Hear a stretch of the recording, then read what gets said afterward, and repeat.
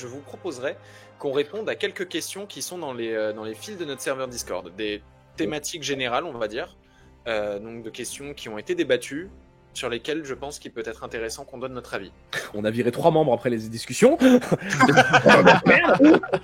Et maintenant, on va virer les derniers. Allez, répondez dans le chat. À moins que l'un d'entre vous ait quelque chose à ajouter, peut-être sur une des thématiques dont on a parlé juste avant. Ça, déjà, au chocolat, chocolatine. Allez, ça banne là. La bamba, ça banne. Allez, Tu câbles à ce moment-là, toi. Maître Nain nous dit des dingues. C'est pas possible. Enfin. Le time out. Eh bien, je vous propose la première question qui a été posée par Gaël il y a de ça pas si longtemps, j'ai l'impression. Comment vous faites, vous, lorsque vous préparez vos parties, comment faites-vous vos ennemis ou vos situations, à défaut si jamais, parce que je sais, Julien, que t'aimes bien quand il n'y a pas forcément de combat, à minima, comment est-ce que vous faites des situations dangereuses? Ça, c'est une question complètement différente. Entre créer un ennemi et une situation dangereuse, c'est oui, c'est pas la même chose, je suis d'accord. C'est pour ça que je le demande en deux parties. Tu veux répondre, Julien, ou je commence? On peut garder l'ordre Melka. Melka d'abord. Hein. Pas de souci. Et ben dans ce cas-là, c'est quoi la première partie? J'ai complètement oublié. C'est pour ça qu'il a dit Julien, en fait. Je voulais te la refiler. Comment tu crées un monstre et comment tu fais une situation dangereuse? Comment on fait pour créer des ennemis ou, à défaut d'ennemis, des situations dangereuses? Ok, dans un premier temps, l'approche que j'ai pour la création d'un personnage ou un ennemi, déjà c'est des inspirations, voir ce que je connais, ce qui a été déjà fait ou pas. Et à partir de là, où je prends un trait qui me plaît bien, un trait de caractère. Ça peut être un des 7 péchés capitaux qui sont, je trouve, assez intéressants et une bonne base, pour ensuite faire un ennemi qui va abuser de ça et qui va mettre un peu en péril son environnement à cause de son péché. Et du coup, ça donne des trucs où tu as 7 ennemis préfets, entre guillemets, et en fait, tu as juste à tirer et évidemment à donner un background en te basant sur ton univers. Et en fait, cet ennemi va abuser de ça, et du coup, quand les joueurs vont le croiser, putain, lui, il est avare, et à cause de ça, il y a toujours des problèmes, ou gourmandise, on parle pas forcément de quelqu'un qui va manger, mais quelqu'un qui veut tout le temps avoir, je sais pas, des choses matérielles ou pas. Et du coup, ça donne une conception d'ennemi qui est assez générique, mais qui peut être très intéressante, c'est une bonne base. Ouais, c'est marrant, je savais pas que tu faisais avec ça. Je fais pas tout le temps ça, mais ça m'arrive quand j'ai plus d'idées, je suis en mode, vite, il faut quelque chose. Ah, voilà mes 7 cartes qui sont devant moi. Et pour les situations compliquées, ça dépend où je préviens mes joueurs, donc ils sont au courant quand ils vont dans des zones, genre par exemple les zones de guerre, par défaut ils sont au courant que c'est une situation dangereuse, et donc à tout moment, on peut se prendre, je sais pas, des missiles, ce genre de choses. Ou bien, je ne dis pas grand chose, je mets des petites pistes, soit des traces, ou même faire jouer les perceptions des joueurs, pour leur faire comprendre potentiellement ils sont suivis ou pas. Et ensuite, quand le danger arrive, leur faire comprendre qu'ils sont dans une situation catastrophique avec par exemple l'arsenal. L'ennemi en face est suréquipé, ou bien ils sentent le danger venir, etc. etc. Donc 2 approches, explicites ou implicites, et tout dépend du contexte de la partie. Julien.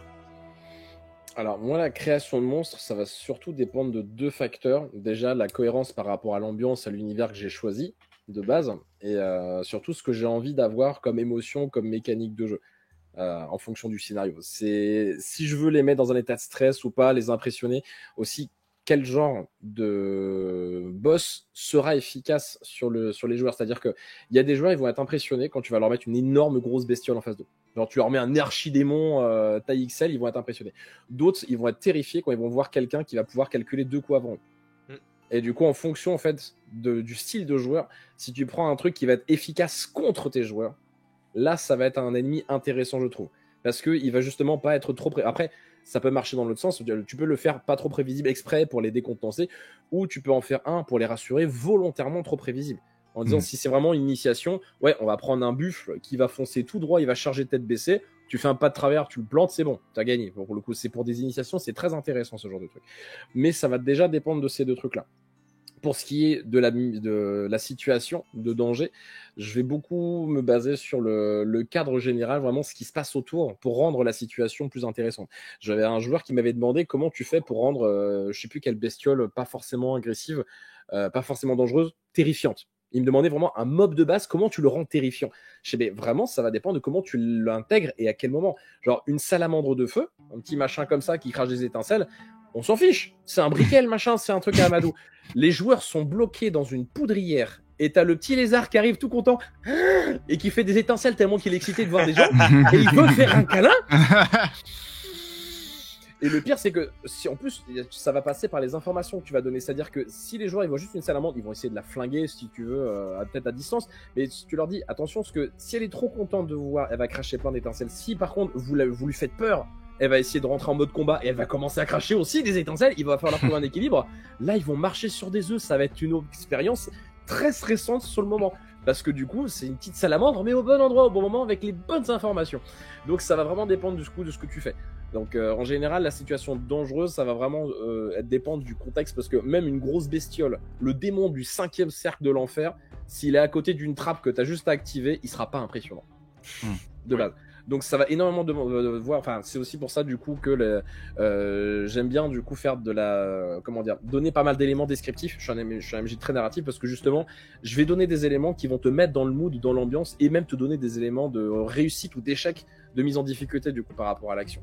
Notamment le coup de la poudrière. Vous êtes enfermé, il y a une salamandre qui arrive, ça met très vite l'ambiance. Ça en général, je trouve ça très intéressant. Elle est vraiment très marrant en plus ce passage-là.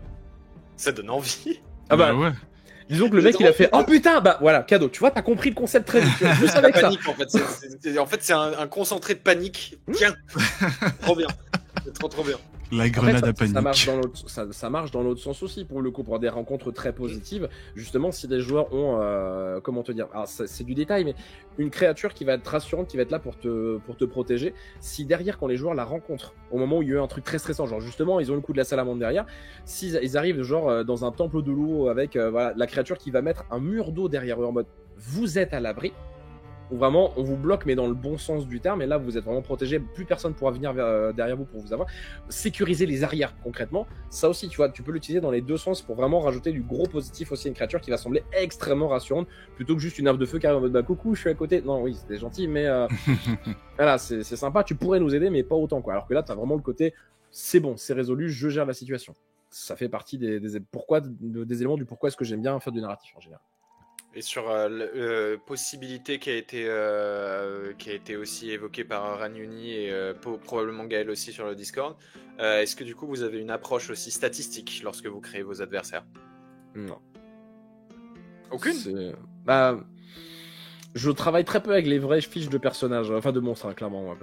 Souvent, ça va dépendre, en fait, vu que j'ai du timing, et du timing en général un petit peu cadré avec mes parties que j'anime, ça va dépendre aussi de comment ils s'en sont sortis, s'il leur reste du temps ou pas, et puis même en fonction de la vibe, parce que j'ai déjà fait des boss qui se sont fait one-shot, alors qu'ils avaient plein de phases, machin, mais ils se sont fait one-shot parce que ils ont bien préparé la scène. Il restait pas forcément beaucoup de temps et ils ont tellement, enfin en gros les mecs ils sont arrivés en mode ok on va arriver avec des chars, on va les charger, on va faire ça, on a prévu ça et les mecs ils arrivent mais film d'action, ils défoncent tout, ils sortent les greux, ils sortent les cocktails Molotov, ils sautent sur le boss qui vraiment je viens de voir sa porte exploser et 6 gars en furie à leur arriver dessus. Bon bah du coup le boss je l'ai affaibli exprès, il s'est pris une grosse charge, il est mort d'un coup pour le coup, mais disons que j'adapte énormément en fonction de la situation. Si les joueurs me font un bon truc, je vais considérer que la bestiole va être plus faible ou plus forte, plus énervée. Okay. Tu vois, genre là, j'en ai fait une partie il y a 2 jours. Il y en a une qui m'a dit tiens, je mets de la musique complètement random, je mets du Nyan 4 dans les haut-parleurs de l'entreprise. À balle, dans un truc ambiance LinkedIn, boulot, tout ça, tu vois. Vraiment, les joueurs étaient dans leur entreprise, quoi. Et le truc, c'est que ok, la boss, tu l'as affaibli. Par contre, tous les serviteurs de la boss, en fait, eux, ils aiment bien cette musique-là, donc t'as boosté tous les autres, et la boss, par contre, elle est affaiblie. Donc là, pour le coup, j'ai adapté parce que ça collait bien, du coup, à l'ambiance sur le jeu, quoi. Donc, en général, j'ai une idée des PV à atteindre, etc. Mais je vais surtout mais tu t'établis pas absolument sur un montant, quoi. Non, souvent, c'est vraiment les PV.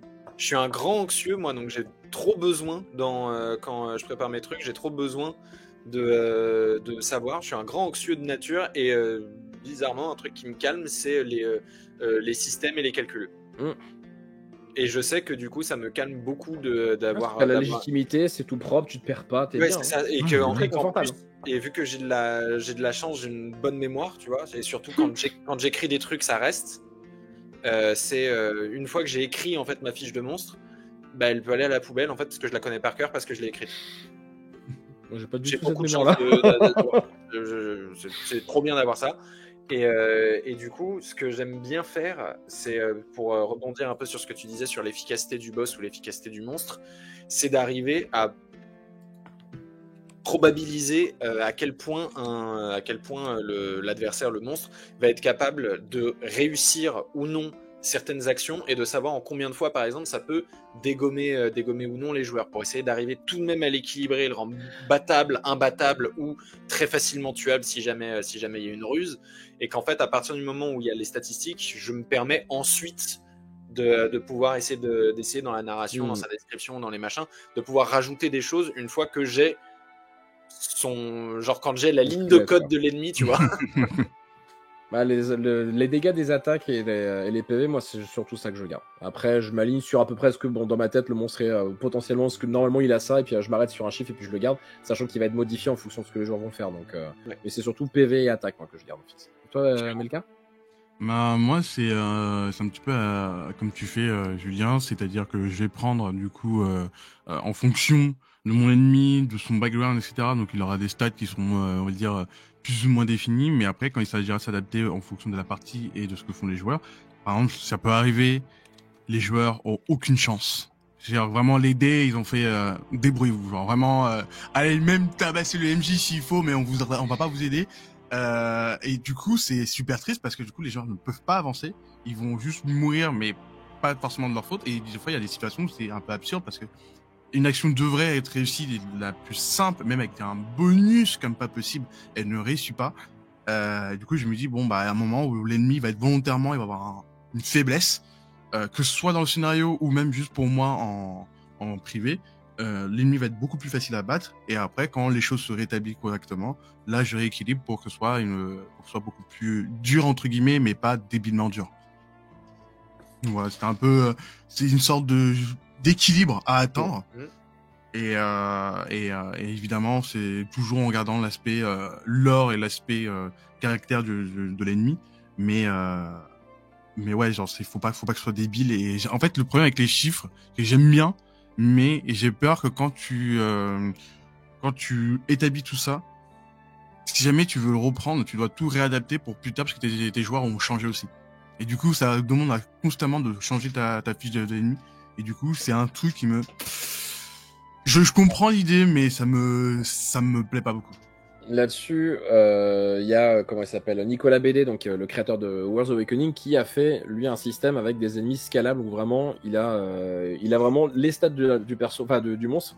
Tu mets le niveau que tu veux et vraiment, il va t'aligner directement en mode, ok, tu veux un truc plus dur, tac, tiens, je te mets toutes les stats un peu boostées, quoi. Comme ça, si vraiment tu sens que tes joueurs sont un peu perdus, bah, t'as toute la liste, du coup, il a fait un truc un peu au propre. Donc, je trouve que c'est pas mal, tu vois, ça rejoint un peu, donc, le côté Drapsy où justement, t'as tous les chiffres de près. Et, tu vois, je sais que moi, je l'utiliserais plutôt ce système-là en mode, bon, les joueurs, ils sont trop dosé le scénario, ils roulent trop dessus. Ok, on va mettre 2 niveaux supplémentaires au boss. Et tu vois, tu prends pas la tête, t'as toutes les stats qui sont sorties et tu adaptes le niveau. Et pour répondre à la question de Philou, qui avait pas l'air d'avoir un peu compris comment je le faisais, en soi, si tu veux, j'ai une idée, j'ai une estimation à chaque fois en tête de, grosso modo, la créature, elle va être plus ou moins forte. C'est-à-dire, si on met une dose de 0/20 en force, comme pour Donjons & Dragons, si la créature, je sais que c'est un gros boss, elle aura sans doute 15-16 de force. Mais en fonction de là où en seront les joueurs quand le combat va se lancer, les stats vont changer. Et je vais adapter à partir de là. Mais j'ai une estimation dans la tête. Mais ça, pour le coup, ça vient plus facilement quand t'as l'expérience, quand t'as l'habitude de leur envoyer des boss à la tronche, de leur envoyer des parties. Et derrière, tu peux aligner avec un peu de narration. Ça peut se faire. Disons que ça se bricole pas mal, du coup, quand tu sais à peu près ce que tu vas l'envoyer. Grosso modo. Et apparemment, Nicolas Bedet est dans le chat. Est-ce que je vois? Urashima 82. Oui, il est là. Donc n'hésitez pas à aller voir sur son site. Pour le coup, il a fait ça tout bien, tout beau, tout propre. Vous avez qu'à aller sur le site, à cliquer dessus, tac, vous avez la bestiole et puis tout est aligné. C'est tout, c'est super bien foutu. Je vous mets le site. Comme ça, vous pouvez aller checker en tapant ça. Hop, Il y a pas de souci. impeccable. Après, c'est la popote maison, hein, forcément. Du coup, c'est un peu obscur. Je fais ça un peu ma sauce. Et bah avec, forcément. du coup, avec ces en question de popote maison, j'ai vu ta question, Skynox. Oublie, tu pourras la reposer à Ah oui, sur 19h. l'univers majeur là. Je pense qu'on y répondra vers 19h à ça. Ou on y répond maintenant si vous préférez. Alors, peut est-ce que tu peux répondre me refaire maintenant, la question? Alors, si je la retrouve, Attends, je pardon, suis un vieux je remonte si monsieur. tu veux. Il y a quelqu'un qui a traduit, enfin qui a expliqué en mieux la question, je crois. C'est pas D&D qui te montre si tes rencontres sont équilibrées ou non. Oh, alors je veux bien, Néa, si tu l'as. Parce que Si ça je peut être un comprends bien. outil super Pardon. intéressant, ça. Si je comprends bien la question de Sky, comment on fait pour adapter notre scénario en fonction de l'âge des joueurs, moins de 18, plus 18 Hmm. Qui veut commencer? Alors, j'attends de voir si Melka me passe la patate chaude ou pas. Ah tiens, je suis en train de lire le site World of Cunning. L'enfoiré. Alors attends, j'en suis à la page 2 des règles de Oh la Pascal. fourberie niveau 12, quoi. Oh la vache. Elle était belle, celle-là. Non, en vrai, je peux commencer. Mais du coup, c'est comment vous faites pour adapter votre scénario Ouais. en fonction de l'âge Au mineur, quoi. aux mineurs. Bah déjà, tout d'abord, bon, pour revenir à ce qui avait été dit tout à l'heure, c'est-à-dire les sujets sensibles, les sujets à aborder et à ne pas aborder, aussi savoir si quand tu fais la partie, le mineur en question, c'est quelqu'un que tu connais. Est-ce que c'est pas, si c'est ton petit frère et tout, bon, ok, pourquoi pas, donc tu sais les choses. Par contre, si ça l'est pas, peut-être se renseigner auprès des parents, parce que dans la famille, ils ont peut-être un passif. Et donc, s'il y a un passif, il faudrait peut-être le prendre en compte. Pas forcément rentrer dans les détails, mais ouais, vous voyez ce que je veux dire. Et à partir de là, bah après, tu fais ton petit scénario. Faut pas que ça soit trop dur, faut pas que ça ressemble non plus à un cours de mathématiques, mais il faut que ce soit intéressant. Et éventuellement, c'est un truc que j'aime bien et il manque un petit peu dans les tables entre guillemets full adulte, c'est l'aspect un peu interactif. Tu dois manipuler, tu dois réfléchir, tu dois faire un peu d'énigmes, ce genre de choses. Je trouve que parfois, quand il y a des joueurs qui s'ennuient parce que il y a beaucoup de blabla, et ben ça leur permet de capter l'attention. Et après, je sais pas, j'ai pas de gosse, donc je peux pas trop me diriger vers ça. Mais je trouve que pour les enfants, c'est bien pour les capter et les tenir dans le scénario, ou en tout cas les faire revenir dans la partie si jamais ils sont un peu éloignés. La nuit sur la question. Je n'ai pas de gosse, donc j'ai dit des trucs un peu. Vous vous démerdez avec ça maintenant, hein, c'est bon. Pour le coup, j'ai déjà fait jouer des enfants dans l'œil du diable, donc des enfants jeunes. Donc les plus jeunes, c'était ils avaient quel âge, Pauline? Elle avait 10 ans, il en avait 7. Donc dans l'œil du diable. Donc pour ceux d'entre vous qui connaissent, c'est pas forcément hyper enfant friendly, mais juste changer certains mots déjà, ça aide. Pour l'adaptation du scénario, je parle, c'est-à-dire que si les élémentaires deviennent des fées, si les magiciens, si les enchanteurs ou j'en sais rien deviennent des sorciers, si les affrontements, au lieu que ce soit pour des enjeux politiques, c'est juste pour sauver un chat ou un truc comme ça, et ou ce genre de truc. Pour les enfants, du coup, faire des enjeux moins grands, parce que de toute façon, ils ont à moins qu'on aille plus loin avec eux, c'est pas forcément nécessaire. Et avant d'aller plus loin, il faut effectivement en parler aux parents. Après, il peut y avoir des très bonnes surprises aussi, où vous jouez avec des enfants très réceptifs, ce qui était le cas du coup des deux plus jeunes. Ça m'avait troué le cul. Arrête de te marrer dès que je prononce des mots comme ça. On n'a rien dit. Et du coup, ce qui s'est passé, c'est que j'avais fait un scénario de machin, il y a des fées, machin, et il faut, si jamais on arrivait à toutes les supprimer, ça ouvrirait un portail vers un monde mauvais, machin et tout. Et que du coup, leur objectif, c'était de retrouver les fées avant quelqu'un d'autre. Et du coup, ils faisaient ça, et ils adoraient ça, et tout ce qui, du coup, était important, c'était de pas mettre de violence extrême, c'était de pas mettre de sujets dont tu ne parleras pas naturellement avec un enfant de 10 ans, donc tous les sujets un peu affreux qu'on a évoqués avant.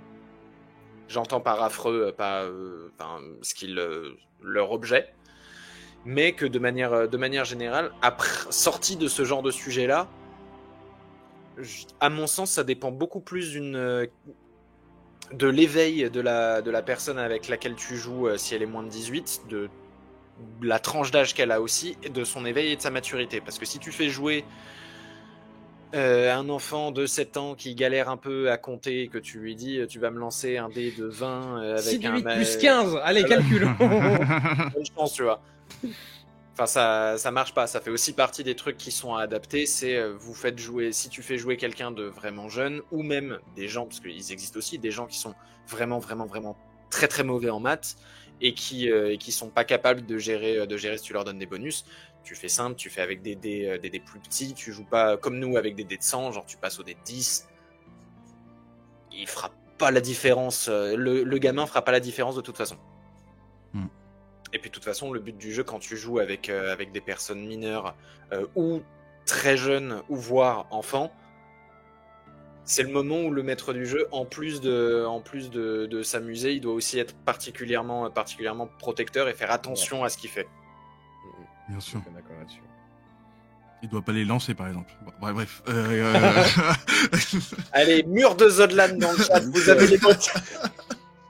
Et toi, Julien, comment tu ferais quel est ton avis sur la question? Bah là, j'ai eu pas mal, moi, d'enfants à gérer sur des animations, etc. Là, j'apprends, par exemple, à créer des escape games à des lycéens, par exemple. Et là, aux Utopies de cette année, on a fait un atelier, justement, créer un scénario, enfin un livre dont vous êtes le héros avec des enfants de 11-13 ans. Et j'en avais une qui avait 7 ou 8, pas beaucoup plus, quoi. Et le truc, c'est que là-dessus, donc déjà, effectivement, ouais, on évite certains sujets, on amoindrit les enjeux, ça, c'est normal. Il y a aussi le côté compas manichéen, du coup, vraiment faire les gentils, les méchants, en général, c'est mieux. Enfin, sur les petites tranches d'âge, j'évite de mettre des choix trop gris. Alors, c'est un truc que j'adore faire, du coup, avec des adultes, mais forcément, sur des tout jeunes, t'évites, c'est en général pour question de simplicité, etc. Bon, allez, voilà, c'est en gros, vous êtes vraiment les gentils du bien, il y a les méchants du mal en face, sans aller trop sur l'exagération. Diminuer, donc, comme on disait, les enjeux sur le fait que, bah oui, si les enfants arrivent pas, bah, le monde n'est pas détruit, il n'est pas explosé.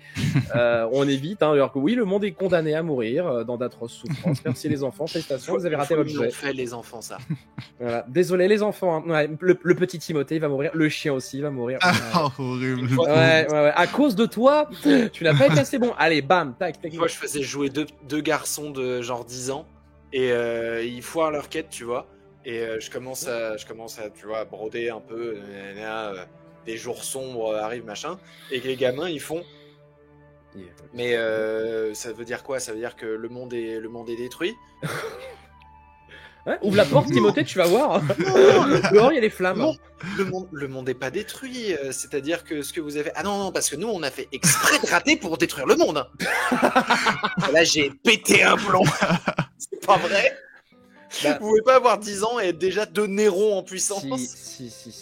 Si. En vrai, je reviens sur l'atelier justement création des deux vous êtes le héros. J'ai demandé ce qu'on pouvait faire avec des aliens emprisonnés, tu vois, qui étaient censés t'aider pour la suite de ta quête. Il y en a un, souris relève, on les torture. Et il y avait maman à côté. Hein. J'ai regardé maman en mode. Et la maman, elle fait après. ah bah oui. Hein, non, maman était. Non, mais c'est normal. Okay, ah oui, d'accord. Vous regardez BFM TV, j'imagine. Voilà. Donc, le raccourci. De ouf. Mais en l'état, voilà, vraiment diminuer les enjeux, parce que surtout quand les enfants, si vous êtes bons dans l'immersion, se mettent dans le délire, enfin, vous pouvez leur dire, voilà, c'est la fin du monde, les gamins, mais le monde est vraiment en train de mourir, quoi, et vraiment à cause d'eux, donc ils vont faire ce raccourci-là dans leur tête. Ils vont dire, ok, le monde est vraiment détruit, ils vont le prendre pour eux, ça peut les traumatiser, donc faites très attention. Et un dernier conseil que je dirais bien, c'est vraiment, donc pour rebondir à ce que tu disais, Rapsi, essayez de vous aligner sur la sensibilité de la personne la plus fragile du groupe. Si justement vous avez une team de 4 psychopathes en puissance en mode on va cramer des trucs, on va torturer des chatons. Alors, bon, je pousse les trucs à l'extrême, hein, bien sûr, mais si vous avez une team de murder hobos et que vous êtes d'accord avec ça, que eux aussi, et que ça les dérange pas d'aller sur des trucs un peu plus énervés, ok. Mais gardez toujours en tête que la personne la plus fragile, c'est ça votre compteur, c'est ça votre limite. Parce que s'il y en a un qui pourra pas encaisser, ça sert à rien de le faire parce que du coup les autres vont kiffer mais la personne va détester. Surtout à cet âge-là où les gamins vont être à fond, certains vont pas oser s'affirmer et du coup ils vont se laisser emporter par le courant. Donc faut faire très très attention à ça. Et dernier point à la limite, je dirais bien ouais au niveau du rythme. Quand je fais des scénarios pour les mineurs, j'essaie de faire un truc avec beaucoup, comme tu disais du coup Melka, beaucoup d'action, beaucoup de rythme, beaucoup de choses à faire. Parce que les adultes peuvent kiffer de passer 4 heures à faire du RP pour essayer de négocier un rabais à la con avec un marchand. Il y en a qui aiment bien ça, tu vois, ou faire des trucs de diplomatique de 15 heures. Pourquoi pas? Les enfants en général, surtout sur les petites tranches d'âge, vont s'ennuyer énormément. Donc faut enchaîner, faut mettre des trucs, réussite rapide, de petites scènes, et on y va, on enchaîne. Et assurez-vous que techniquement, rien n'est d'importance, au sens où s'ils font pas une scène, c'est pas grave. Faites en sorte que ce soit un peu modulaire, que voilà, si en gros ils ont fait, enfin, à ce compte-là, il faut peut-être plus mettre un système de points, entre guillemets, de bon, si vous avez fait une ou deux, enfin, si vous avez réussi une ou deux scènes sur les 5, c'est ok, vous avez gagné, et puis c'est bon, on enchaîne, quoi. Parce que du coup, les enfants peuvent des fois partir sur complètement autre chose dans le délire, et ils se rendent pas compte, c'est que bah, vous avez une histoire à finir, et derrière, bah, vous, si vous dites, bah, on n'a pas réussi parce que vous n'avez pas été récupérer l'artefact, c'est nul. S'ils veulent pas faire, c'est pas grave. Au pire des cas, ils trouveront un autre artefact, ils trouveront une autre solution, c'est pas grave, on y va. Donc soyez plus collant avec le rythme, plus de dynamisme, mais vous prenez moins la tête, quoi. Il faut faire un truc bien, mais faut pas être ultra rigide là-dessus, quoi. S'ils veulent s'éclater, laissez-les s'éclater, et puis ils trouveront une astuce, ils sont très inventifs en général à ce Ah oui, c'est ce que j'allais dire, les sous-estimez pas, hein, parce que... Ah non, non, ils peuvent être très malins. Il y a des fois où ça carbure très très vite dans leur tête. Ah ouais, et pas du tout comme vous vouliez. Il y a des fois où vous aviez vous prévoyez des trucs, tu vois, et juste parce que c'est des enfants, donc avec ou une innocence ou alors une manière de réfléchir qui est pas exactement la même, ils vont vous sortir une phrase, une action, très souvent pas grave, hein, l'action en question, mais s'ils la font, c'est terminé. Et vous n'y avez pas pensé. Et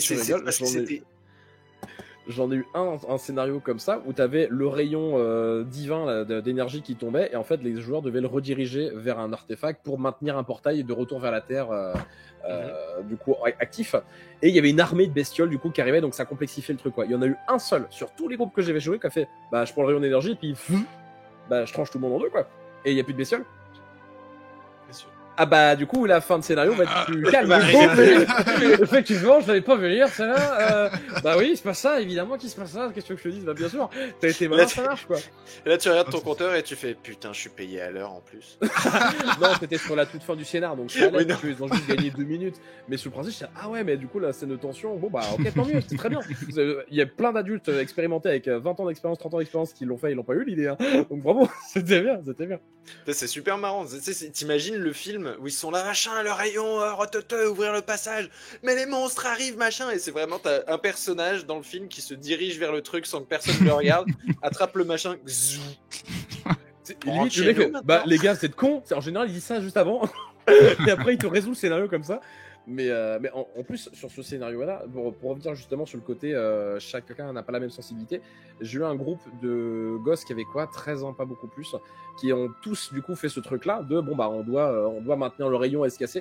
Et ils ont filé le rayon réflecteur, là, le miroir magique, à un de leurs potes, le moins préféré du groupe, tiens, cadeau, merci de te sacrifier, et on se casse. Et les gosses, vraiment sans un regard en arrière, sont partis vers le portail, quoi. Et le petit gamin, du coup, malheureusement, il m'a regardé avec la mort dans les yeux en mode le rayon, je peux les. Tu vois, même idée de. Hein, voilà, même truc, mais vraiment la mort en mode je vais me venger, quoi. Mais tu sais, tu sentais que ça l'avait affecté, quoi, ce machin-là. Anakin. Et du coup, tu sais, les autres gamins en mode mais c'est pas cool. Mais les gars, vous l'avez abandonné sans oui, vous avez horrible avec lui. Vous êtes de très mauvais potes, il a raison, le gamin. Et il a fait ce qu'il voulait, quoi, là-dessus.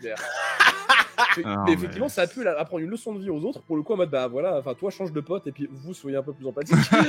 Mais effectivement, faut faire gaffe, parce que t'es jamais à l'abri en fait d'avoir une surprise comme ça, d'avoir un gamin, tu pensais pas qu'il encaisserait et finalement il leur demande, et tu pensais qu'il était super dur et puis il craque sur une connerie, tu peux jamais savoir. Ce qu'on peut te demander par contre, c'est derrière d'adapter et au final de faire un débrief avec, etc., de faire pause, de rediscuter quand il y a besoin, quand tu sens que ça va être trop, parce que même avec des adultes, tu peux avoir des gens qui craquent.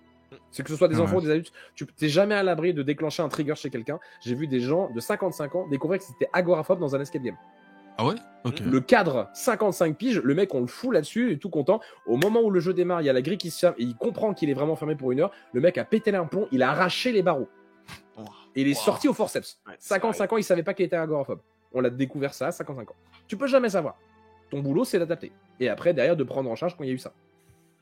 Pour ça, du coup, j'aime bien l'expression d'ingénieur du fun pour les animateurs, parce que c'est pas juste tu vas raconter des trucs ou tu vas raconter des conneries. Tu vas être là pour gérer ton groupe du début à la fin et de prendre soin d'eux. Et ça passe aussi par les mécaniques, notamment émotionnelles, qu'on ne voit pas. C'est pour ça que le métier est très intéressant. Mais c'est pour ça qu'on le fait. Ouais. C'est pour ça. C'est une des milliards de raisons. Tant il y en a de raisons de faire ça. En parlant du coup de gestion un peu émotionnelle ou quoi, c'est une question que j'avais vue dans le Discord aussi, posée par Gaël encore une fois, à propos de la résolution de conflits peut-être dans des équipes. Je vous lis le message sur cette musique du le chat que vous entendez, une musique de boulevard. Comment vous faites, en gros, vous deux par exemple, Melka, je sais pas si ça t'est arrivé, ou en tout cas je crois que ça t'est pas. Ah si, évidemment que ça nous est arrivé, donc toi ça t'est forcément arrivé aussi en solo, mais quand les joueurs en pleine session vont commencer à se disputer, mais à se disputer pour de vrai, pour quelque chose in-game. Genre c'est mon trésor, moi je veux faire ça. Ouais, des trucs du genre. Là, il y a l'exemple, il a donné un exemple, un moment où un roublard a attaqué son coéquipier, mais à cause d'une capacité quand il dormait, cette attaque était utilisée automatiquement, sauf qu'il n'a rien pu faire, parce que même s'il parlait, il continuait, même s'ils se sont toujours bien entendus, ils sont toujours dans la même session, j'ai l'impression qu'ils s'en tiennent rigueur. Il manque des mots dans le post, je crois. Est-ce qu'on a compris ou est-ce qu'on n'a pas compris? Je pense qu'on cherche les détails actuellement. Tu peux nous refaire l'imitation de mec bourré, Melka, elle était bien. Attends. Moi, ce que j'en comprends, c'est en gros comment vous faites quand il y a un point de Discord qui arrive dans les parties, et surtout si jamais cette Discord elle perdure ensuite. Genre par exemple, si les deux personnes en question qui ont un point de Discord en partie sont amis, et que ça vient impacter leur amitié en plus. C'est comme ça que je comprends le truc. Dans ce cas-là, je lui dis, votre amitié n'était pas faite pour durer. Voilà, fin du débat, je m'en vais. Le mic drop, allez. En fait, vous voyez, Melka, à partir de 18h, n'est plus l'ami de la population terrestre. LV1. Je deviens le MJ Zinzin, ce mec a pas compris. C'est comme les Gremlins. Passé 18h, faut pas que Melka parle de jeu de rôle, sinon il fait n'importe quoi. Tu lui donnes des chips, du coca où il y a du drama à table. Ah putain. En vrai, très bonne question, mais je pense qu'il faut essayer de rationaliser les joueurs / les personnages, et puis aussi leur faire comprendre, c'est un jeu. Vous n'avez rien perdu, enfin voilà quoi, il faut doser un petit peu et voilà, et être un peu méchant, je dirais pas méchant, mais vous grandissez, après ça dépend de leur âge, mais vous grandissez un petit peu, vous comprenez que c'est pas la vraie vie, qu'il n'y a pas de vrais enjeux pour m'en parler, et qu'au pire des cas, dans l'univers en question, ou tu retentes de revoler l'objet en question, je sais pas, ou bien tu passes outre, et tu dois essayer de passer outre. Mais il faut qu'ils se calment. Il faut pas non plus que leur dispute in-game devienne une vraie dispute et crée des vrais problèmes relationnels. Est-ce que tu laisses couler s'ils commencent à se disputer pendant la partie? Je laisse couler 2 minutes et si c'est trop long, j'interviens. Parce que je peux comprendre que les personnages en eux-mêmes disent non, mais il faut pas faire ça et tout. Ça peut être du roleplay. Par contre, si je sens que le roleplay, c'est plus trop roleplay, là, il y a un problème. Et là, il faut intervenir, et je fais pause à la partie, et c'est, écoutez, juste s'il y a un problème, dites-moi, on en parle. Et on reviendra quand on se sera calmé. Je sais pas ce que vous en pensez. Julien? En l'état, je suis pas tout à fait d'accord sur le concept de il n'y a pas de vrais enjeux. Dans le sens où, effectivement, il n'y a pas de vrai royaume là-dessus, il n'y a pas de vrai royaume à sauver, etc. Mais, pour autant, il y a des enjeux réels pour les joueurs. C'est-à-dire qu'il y en a, ils vont vouloir tout mettre dans l'ego par rapport à leur perso. Il faut que leur perso, c'est une version idéalisée d'eux. Et s'il leur arrive une connerie, s'ils meurent, s'ils se décrédibilisent, etc., genre avec un fumble, etc., c'est terrible parce que c'est leur projection idéalisée d'eux-mêmes qui veulent jouer, qui veulent vivre, incarner. Et c'est vraiment un enjeu important pour eux. Pour d'autres, ça va être un enjeu social, c'est-à-dire que tu viens passer un bon moment. D'où le fait que s'il y a un drama, ça me saoule, etc. Et pour toi, ça devient important parce qu'il y a un drama et t'es pas là pour ça. Les enjeux sont réels. Pas du coup en termes d'aventure. C'est juste en termes humains, il y a des vrais enjeux. Le truc, c'est que souvent, d'expérience, alors pour avoir eu une table de jeu, donc la table de Capharnaüm, là que j'ai fait pendant 2 ans, il y avait ma copine qui était en joueuse et il y avait un ami à moi qui était extrêmement stratège. Et le truc, c'est que le mec, en fait, il joue à Final Fantasy XIV, il a tous les persos au niveau 155, etc. Stratège de furieux.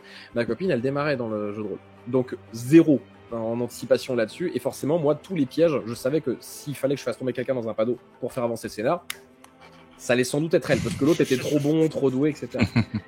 Mais ça me servait, si tu veux. Et le truc, c'est qu'en fait, lui, dès qu'elle tombait dans un piège, il s'énervait vraiment sur elle. Il hurlait dans la salle de jeu sur elle. Et du coup, en fait, j'ai dû lui dire, wow, alors déjà, on va se calmer genre tout de suite. Le truc, c'est qu'en fait, il ne cherchait pas les mêmes choses que ma copine. Et en fait, c'est aussi ça qui est important, c'est que quand il y a une embrouille entre deux joueurs, souvent, soit il y a un problème de communication, soit il y a un problème d'enjeu, de volonté, qu'est-ce que veulent vraiment les joueurs. Parce que s'il y en a un qui veut que son perso soit irréprochable, soit immaculé, soit vraiment une version fantasmée d'eux, qu'un autre joueur, genre le roublard, lui fasse un croche-patte, lui vole une bourse d'or, etc., ou lui pourrisse son groove, il va détester ça.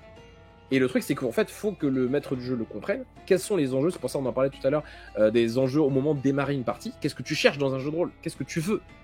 Et si tu comprends ça, tu vas pouvoir désamorcer pas mal de choses, parce que du coup, tu vas pouvoir expliquer, tu vas pouvoir désamorcer, tu vas pouvoir aussi éviter certaines situations un peu tendues.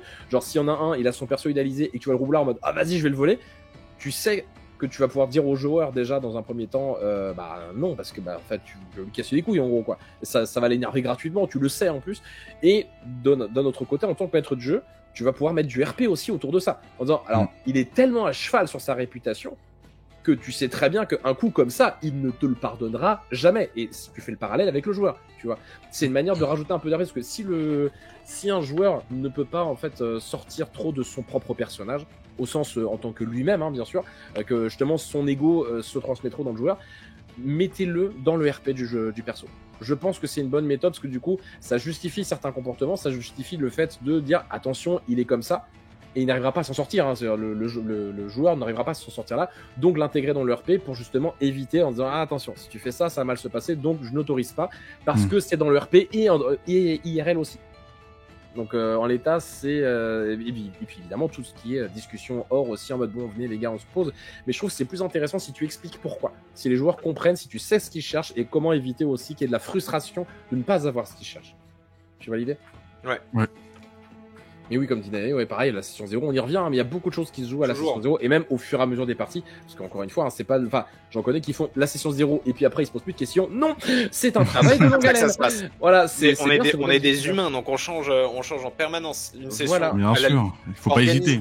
Organiser d'autres sessions 0, bon, si vous avez un agenda plutôt chargé, bon, je suis pas sûr que ce soit très utile une fois que vous avez fait la première. Par contre, l'importance des retours, l'importance de demander à vos joueurs comment ça s'est passé, et de faire attention à ce qui se passe avant, pendant et après la partie autour de la table. Déjà, à défaut de devoir ensuite régler les conflits, au moins ça les désamorce si vous êtes un minimum au courant, que ce soit en tant que maître du jeu ou en tant que joueur d'ailleurs. Et après, si malheureusement une dispute éclate, je pense que je suis d'accord avec ni l'un ni l'autre au sujet de cette histoire d'enjeu. Je rejoins Melka dans la mesure où les enjeux effectivement sont pas concrets en jeu, parce que t'es dans le jeu, donc ça veut dire que si le sujet de Discord vient de dans le jeu, il y a de fait pas de raison réelle de se battre. Mais je te rejoins aussi, Julien, il y a des enjeux réels pour certaines personnes ou parce qu'ils vont jouer un personnage idéalisé, une version personnalisée d'eux-mêmes, ou parce qu'ils sont en compétition avec un autre joueur autour de la table et qui veulent faire mieux ou qui veulent performer mieux, ou que ce sont des joueurs qui ont d'autres envies, comme par exemple, il y en a, je sais, qui ont comme enjeu, qui veulent vu qu'ils ont la flemme de lire le livre de jeu, ils veulent traverser le plus possible le jeu en partie, donc le plus vite possible. Donc c'est aussi de la performance, mais pas dans le sens être meilleur que les autres. C'est pouvoir tout connaître sur l'univers, mais en l'expérimentant à travers le jeu. Ce qui peut aussi être nul, parce que du coup, ça veut dire qu'on a un joueur qui veut rusher tout le temps pour avoir le temps, en fait, sur une soirée, de faire 3 parties. Ce qui est complètement con en plus, parce qu'il en apprendra beaucoup plus avec une partie bien étoffée avec laquelle on aura pris le temps de poser plein de questions, plutôt que de rusher le jeu pour essayer de voir le plus de trucs différents. La gestion des conflits, après, malheureusement, derrière, c'est un peu pareil que dans n'importe quelle autre situation, hein. C'est-à-dire que c'est la seule différence là, c'est que ce qui peut être un peu chiant, c'est que si 2 personnes se brouillent à cause du jeu de rôle et que pour la suite de l'aventure, il faut qu'il soit là, en toute logique. Ouais, ça implique qu'il faut que le conflit soit désamorcé, réglé ou expliqué rapidement. Ou tu le PNJs, hein. J'ai une personne qui est partie après conflit, bon bah c'est devenu une PNJ qui a continué de tourner, et Oui. puis ça arrive, hein. Ça Mais marche. oui, effectivement, il y a des fois, il faut virer la personne. Quand il y a vraiment... bah, le truc, c'est qu'il faut pas tomber dans le piège que systématiquement le MJ peut se donner en mode bah je suis le MJ, c'est moi le juge.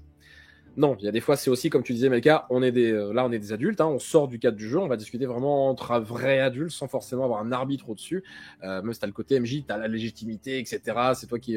Je peux comprendre ce délire-là, mais il faut essayer de pas forcément se laisser avoir par ça. Oui, puis en plus, vous n'êtes pas forcément en tant que maître du jeu meilleur arbitre que vos Voilà, autres amis exactement. qui peuvent être autour de la table. Donc, Exactement. vous avez, si vous avez votre mot à dire sur la dispute, à la limite, c'est parce que la dispute, vous êtes en train, malgré vous, de la savourer un peu. Continue. Mais du coup, ça veut dire que vous avez strictement la même expérience et la même appréciation de la dispute en cours que vos autres amis autour de la table. Vous n'êtes pas plus maître que juge qu'arbitre à ce moment-là.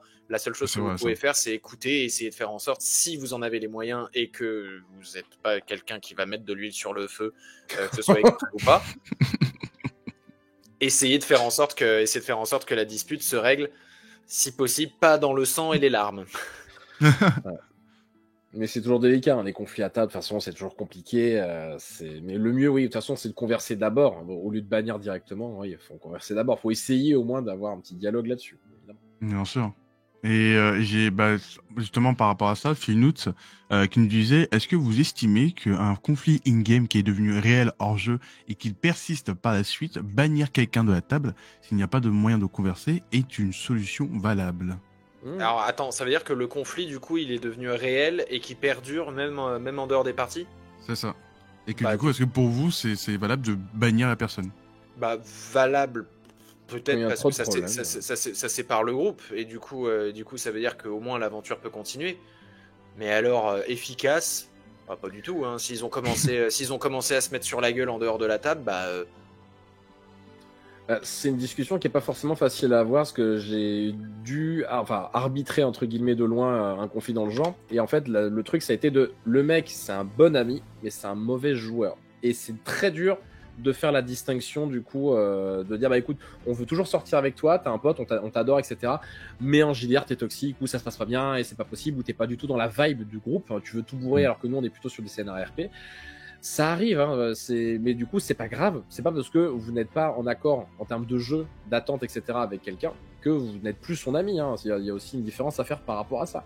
Mais voilà, c'est pas évident comme sujet là-dessus. Mais ouais, clairement, si ça pose trop de problèmes, oui, tu bannis. En tout cas, tu invites la personne à ne plus revenir ou tu l'invites plus, etc. Parce que pour le bien de tous, quoi.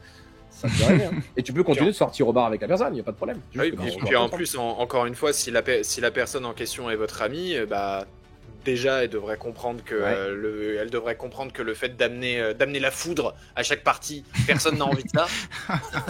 Pour commencer. C'est vrai ça.